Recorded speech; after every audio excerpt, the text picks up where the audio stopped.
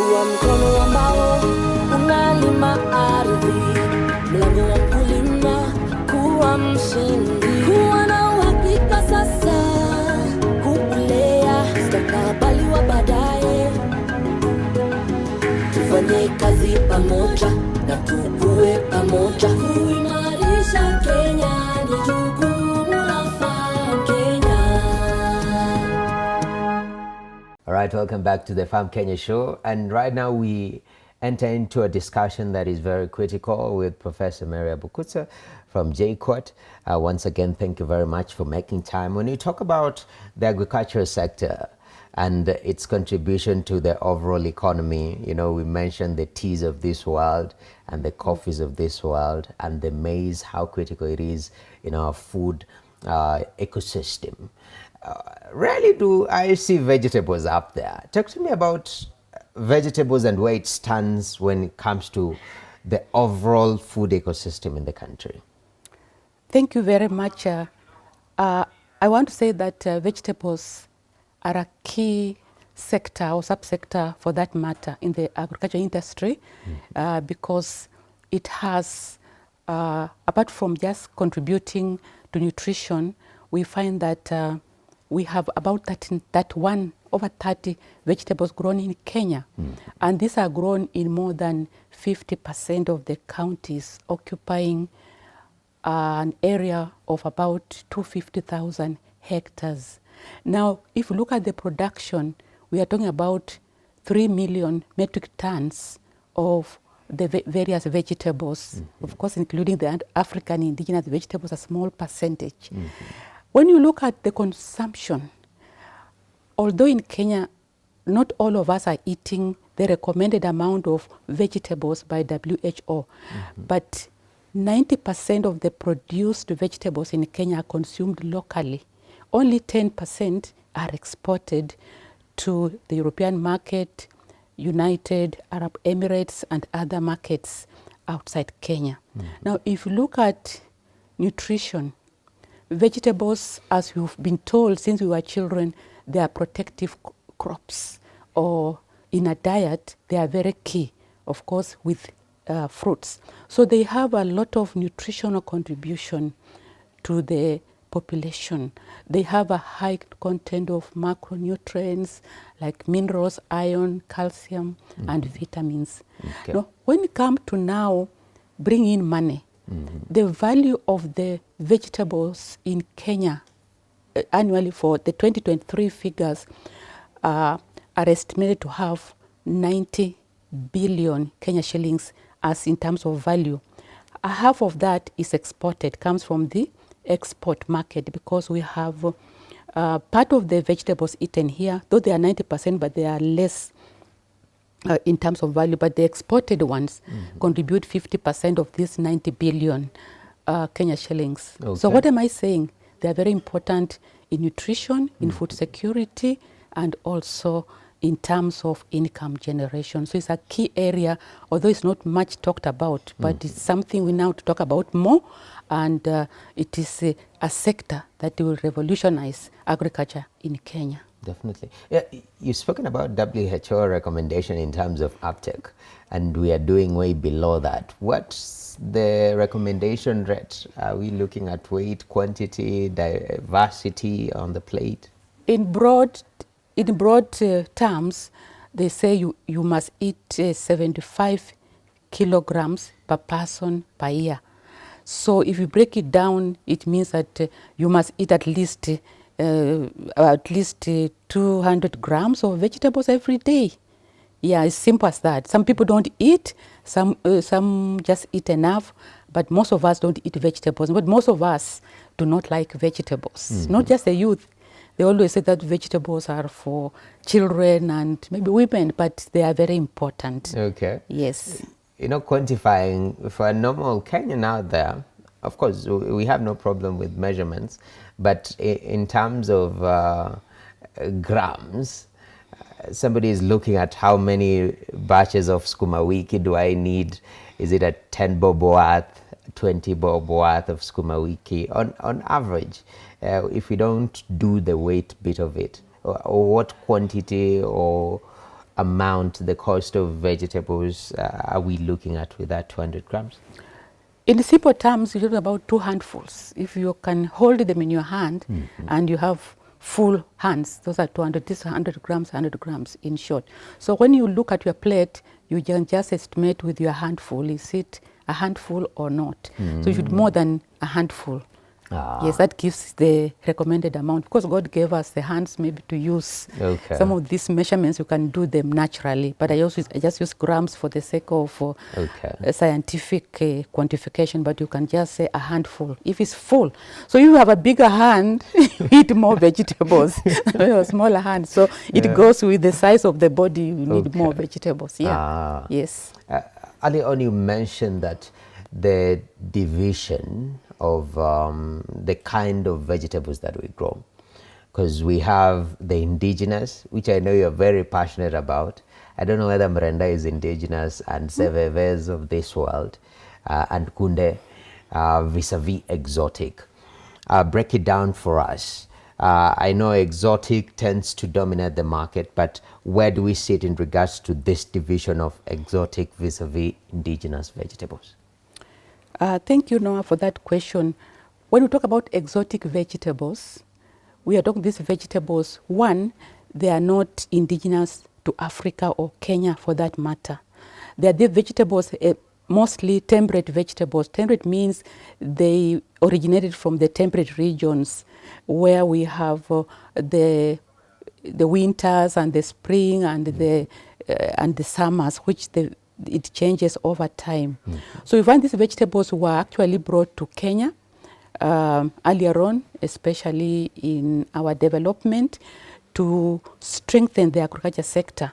When they were brought to Kenya, then we had our own indigenous vegetables, but then they were overlooked because more emphasis in terms of policy put more emphasis on the exotic vegetables. Now, these exotic vegetables include vegetables like cabbage, like sukuma wiki, like we saw in the documentary, like French beans, like carrots, and so on.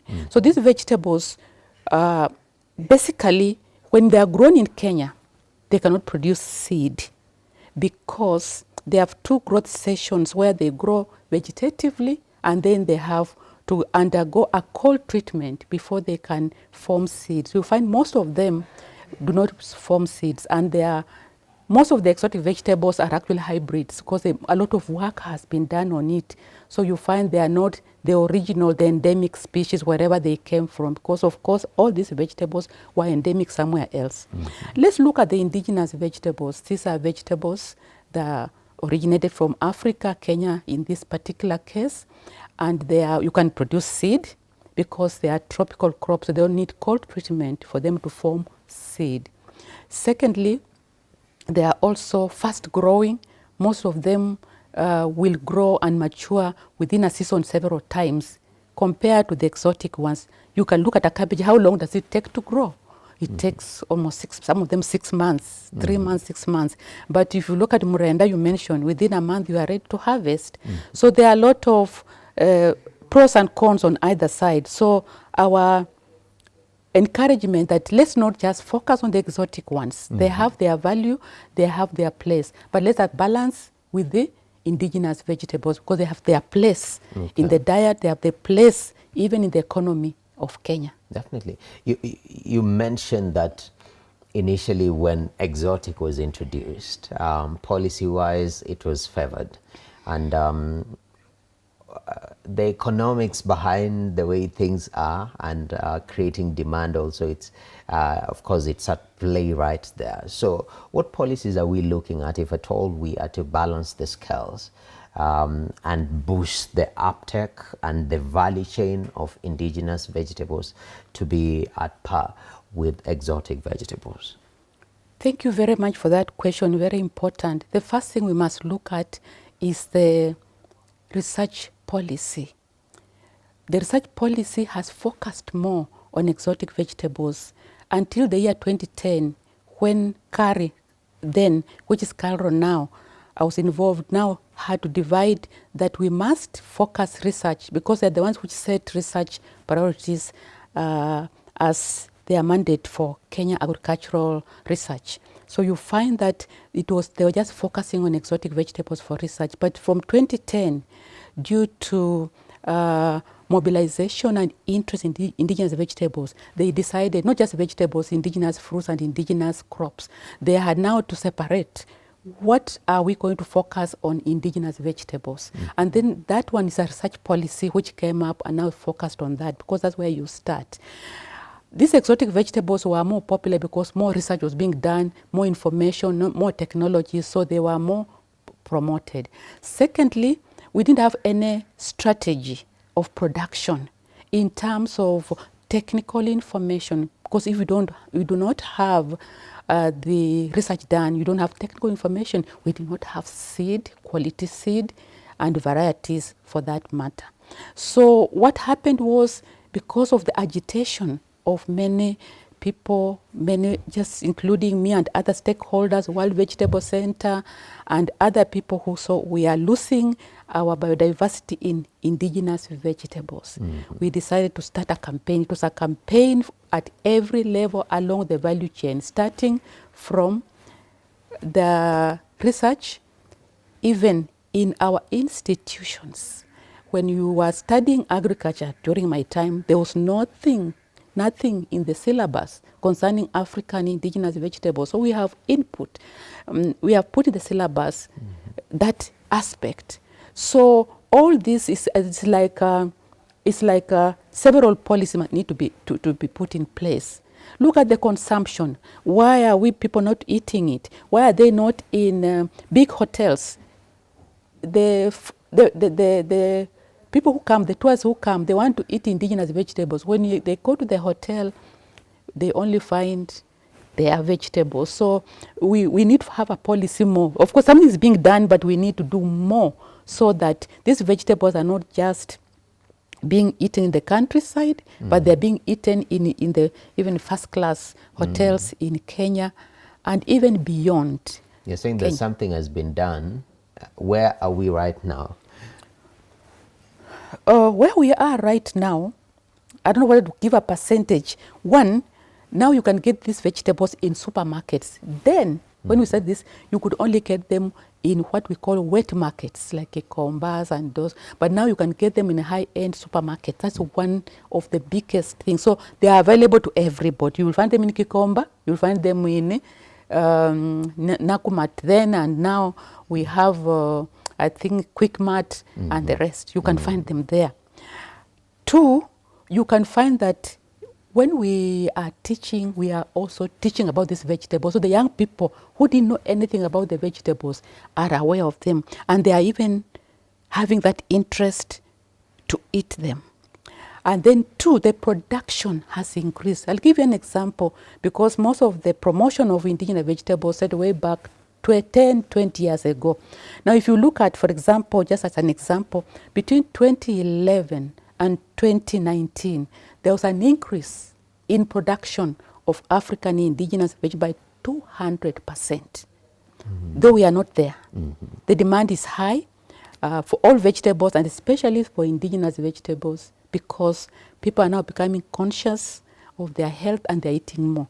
You go to the supermarket, Quickmart or Naivas, if you don't go on time, you find the vegetables gone. So you can see that is even without giving you figures, those are the pointers that we have come a long way to bring the vegetable from being considered as a poor man's crop to everybody's crop, necessary for good nutrition and health. You know, my favorite is Mrenda, and it's quite divisive because we're like, oh, it's too slimy. It's one of the best dishes I enjoy. I hope that one is purely indigenous. Or do we have some that are crossing over? Mrenda is indigenous in Africa. We have types from Kenya. We have types from, like now, if you come to JQuad, we'll show you types from Kenya, types from Sudan. I like the one from Sudan because it's very, so it's purely an African indigenous vegetable, most of it. So you find that Mrenda, it is just attitude. because people take worse things than slimy mrenda. But one thing I want to say that I do not know why people don't like it. My children used to say, why are good things that not yummy? I mean, they always think that mrenda is not yummy, but it's good. But what we have found, there's empirical evidence that mrenda is one of the best indigenous vegetables. If you compare among even the indigenous vegetables, high in iron, high in antioxidants, it's high in vitamins, and it's just good when you eat it. You don't have problems with your stomach. And you know, many diseases come from the stomach, among others. So continue eating it, and you will continue looking young the way you look. And that is to you at home. I'm now the Mrenda ambassador. Yeah, gives you smooth skin, nice voice, and you just chilled out. But as we finish up this conversation, I'm glad you brought up JQuat, where you are part of. You've spoken about the campaigns that you picked up, the initiative from as back as 2010. Yes. That is almost 15 years ago. Yes. The role of research, development, and academia in pushing this gospel of vegetable value chain forward, boosting, indigenous vegetables uptake, but also just streamlining the sector. Where do we stand in that regard? JKUAT is a University of Agriculture and Technology. So we have agriculture at the center. And within agriculture, we have horticulture department. It's called Horticulture and Food Security. And that's where vegetables come in. And we have been doing a lot of pioneering research, not just on indigenous vegetables, but also on other vegetables. We have people working on onions, on tomatoes, and French beans, and so on. But I want to maybe concentrate more on the indigenous vegetables. One, we have been having a curricula that we teach young people, the BSc, bachelors, and even masters. And this program has never been, was not looking at indigenous vegetables. So we decided some times back, I think 2012 or earlier around that time, I think 2010, 2010 is when we had the focus. So by 2012, we decided to include content of indigenous vegetables, which was never there before, not strongly. So that's one step. So because of that, we had more researchers working on indigenous vegetables as just a research topic, master students, even undergraduate students. Now, our purpose is to develop technologies in this area. Of course, we didn't ignore the other vegetables. We just wanted to bring it up to the level the other vegetables, and we are still on the journey. So I want to say this, within that context, JQuat has actually come up with some technologies among other universities and other research institutions, but I want to talk about JQuat because that's where I come from, and this is an area that has been working on for some time. So we have actually come up with registered seeds, registered varieties of African indigenous vegetables, namely African nightshade managu, saga, sageti. We have also for mrenda, you have ever right, we have two varieties. That's why we have the Sudan and the Kenyan one, and also Inderema vine spinach. And we are still working. Now, what we are doing is not hybrid at this point because we are starting at the bottom end of breeding. So we have done selections. We went all over Africa, collected the African indigenous foods, vegetables. We worked with the World Vegetable Center, and we came up with the best, the ones that we think can be promoted in terms of production, in terms of nutrient content, and so on. So out of that, it was out of that work that we now registered those vegetable varieties. That means now you can have something you can call registered seed, which was not the case before because people would just go to the market and buy, and they would be mixed up. So that's one of the key technologies that we have come up with. Two, there was no technical information available to the farmers on how to grow these vegetables. They were just broadcasting or doing it the way they know from their knowledge or from their parents, but we needed to make it more scientific without diverting from what they were doing, without causing any negative impacts. So now we have technologies on how to grow them, but we emphasized more on organic production, because we had realized that some of the exotic vegetables, when they are grown using, like we had in the documentary, using the artificial or artificial fertilizers, it has issues with the soil. So we decided now, if we want to promote this, let's also promote technologies that are promoting organic production. So in JQuat we have what we call vermicomposting. You can get there, you can get black soldier fly fertilizer, you will get all organic, even organic sources of pesticides. Yeah, Definitely. I think Prof, this discussion is very engaging, and we can sit here for 45 hours discussing, especially indigenous vegetables. But I'm glad the research wing, you guys are doing something in academia. Registered seeds, I think it brings structure. It brings that reliance, saying that if I get this seed, I'm guaranteed of particular outcomes. So planning becomes very, very important. Our time has run out, but your rallying call in 2 sentences as we finish up. What is your rallying call when you talk about vegetable uptakes and embracing our indigenous vegetables?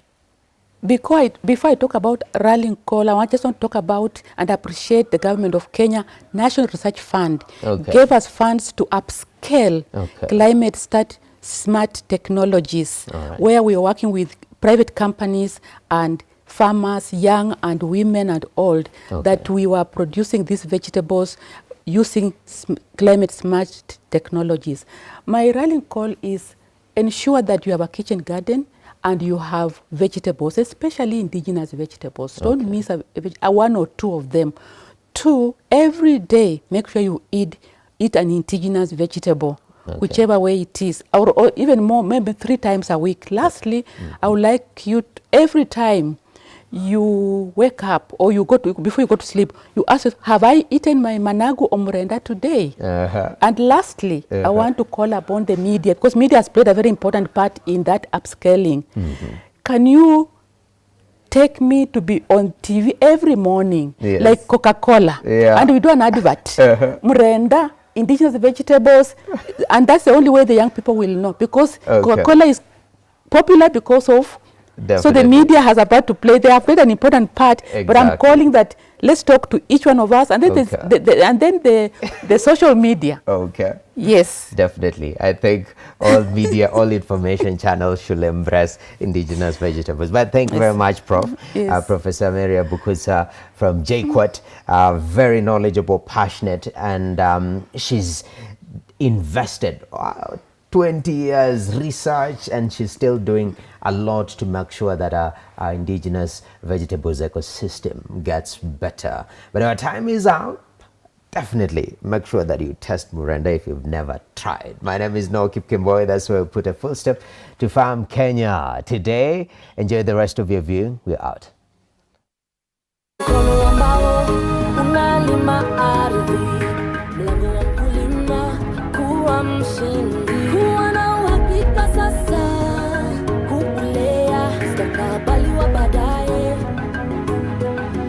Tufanye kazi pamoja na tukue pamoja.